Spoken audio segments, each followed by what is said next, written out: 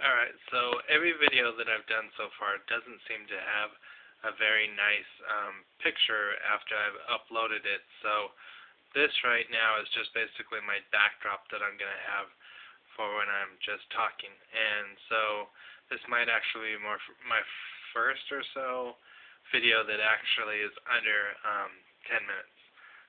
First off, as long as they're okay with me saying this, since this is going on the web, I won't say their names, but you know who you are. I want to thank my great brother-in-law. I have quite a few, two of them, three of them.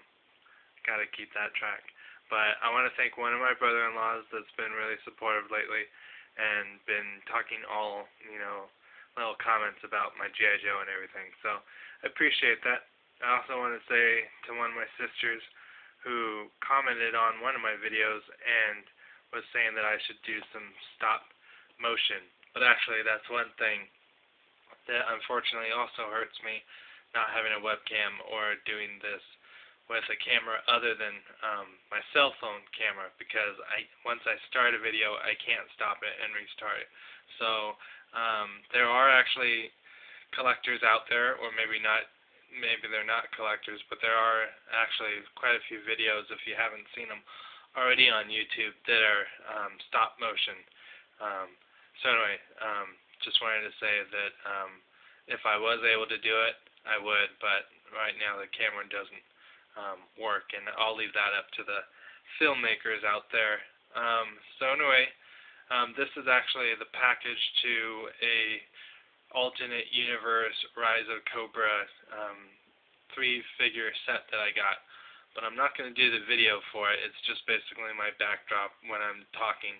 I'll do a video once I see the Rise of Cobra movie, because then that way I can do all my different Rise of Cobra movie figures like a lot of people are doing, and be able to at least say, oh yeah, it didn't come out so great as figure form, but I like how it looks close to what's in the movie. But since I haven't seen the movie yet, there's really no reason for me to do comparison videos, since I don't know how well it translated from film to figure form. But this set, when I do a video for it, is of figures or characters that I don't believe are in the movie.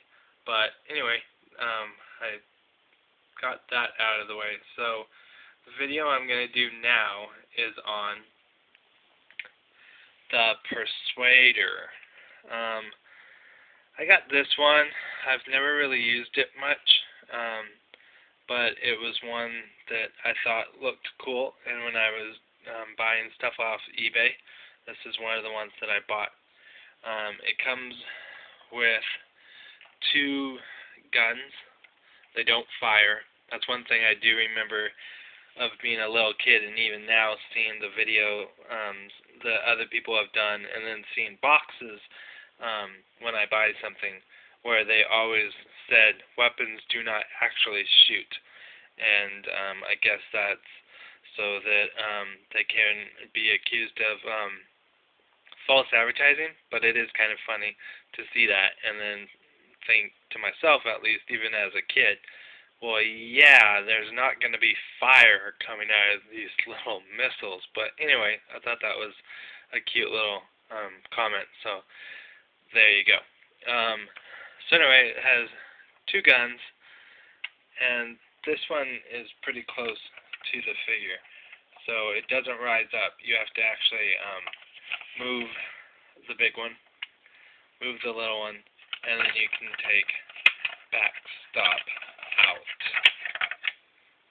And he is a O-ring figure. His helmet does come off. So there's backstop. His head's twisted so you can't really see his face. Alright, there's backstop. Do you get better? Not blurry no matter what. Anyway, so backstop. The persuader has some pegs for the figures to stand on, and that is because if we can show you, let's see, let's go under the light. The figures have little holes in their feet, and then you would take your figure and put it on the peg.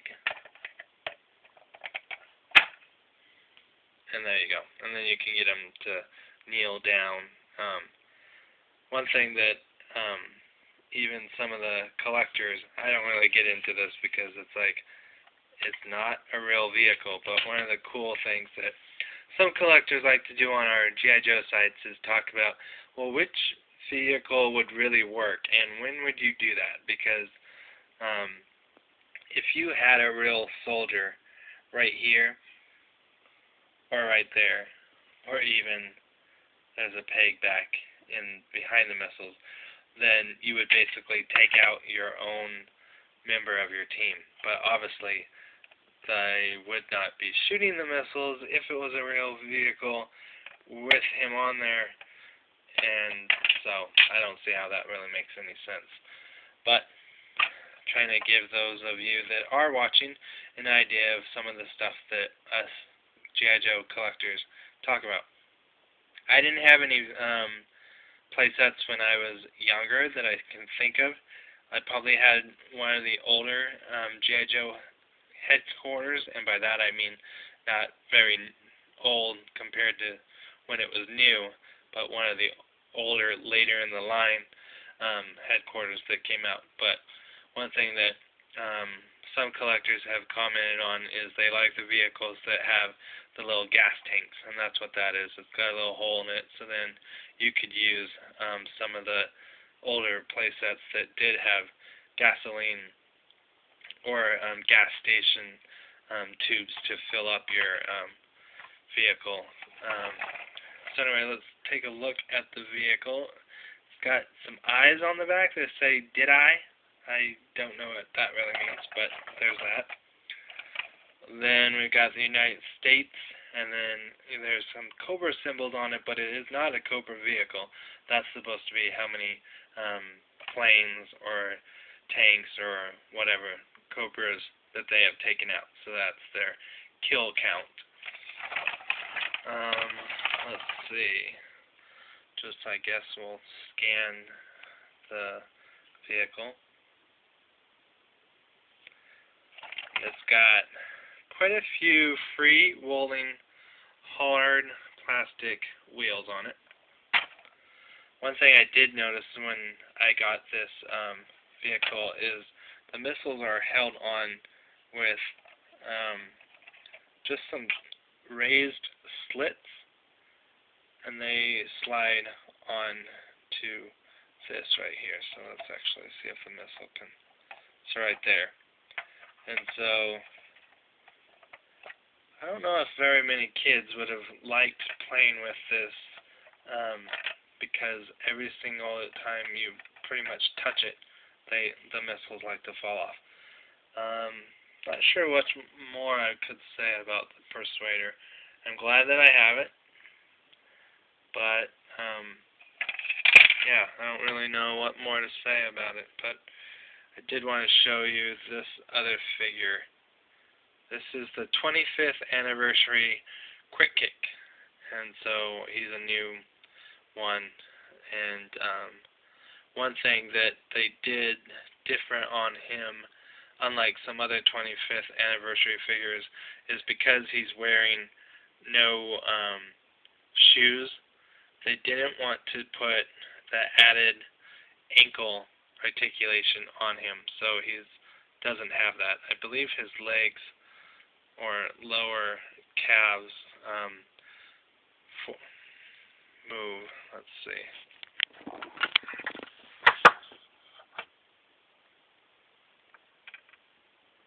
Yeah, so they move. But there was a big uproar in the collector community when they came out with the 25th anniversary Duke, because they supposedly it was a factory mistake, but they put the slit right in the forearms right there, and it didn't look appealing, so they didn't want to redo it on the ankles either. Okay, well, I'm out of time, so thanks for watching.